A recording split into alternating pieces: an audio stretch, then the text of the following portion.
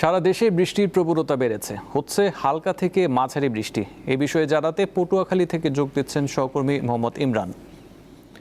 ইমরান, পটুয়াখালীতে এই মুহূর্তে আবহাওয়া কেমন রয়েছে আমাদের জানাবেন।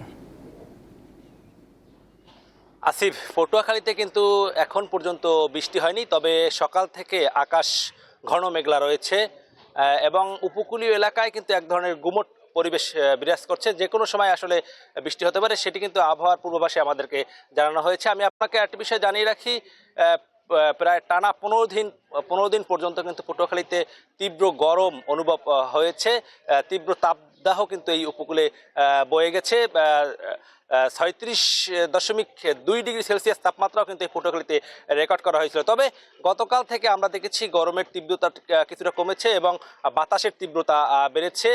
তো বৃষ্টি এখনো হয়নি। আরেকটি বিষয় আপনাকে জানিয়ে রাখি, আমরা আবহাওয়া অফিস সূত্রে জানতে পেরেছি এই পটুয়াখালীর যে নদীবন্দর সমূহ রয়েছে, এই নদীবন্দর সমূহের উপর দিয়ে কিন্তু 50 থেকে 60 কিলোমিটার বেগে ঝড়ো হাওয়া বয়ে যেতে পারে। তাই আজ দুপুর 1টা পর্যন্ত এসব নদীবন্দর সমূহকে কিন্তু 2 নম্বর সতর্কতা সংকেত দেখিয়ে যেতে বলেছে আবহাওয়া অফিস।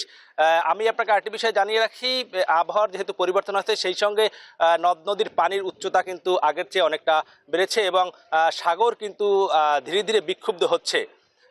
সাগরের আমরা এখানকার আবহাওয়া অফিসের সঙ্গে কথা বলেছি, তারা জানিয়েছেন যে এখন পর্যন্ত সাগরে কোনো লঘুচাপ নেই, তবে লঘুচাপের একটি বর্ধিতাংশ কিন্তু সাগরে বিরাজ করছে। সাগরে যে কোনো সময় লঘুচাপ হতে পারে এবং লঘুচাপ হলে সাগরে কিন্তু আসলে সাগরের যে বিক্ষুব্ধ রূপ, সেই রূপ কিন্তু ধারণ করতে পারে।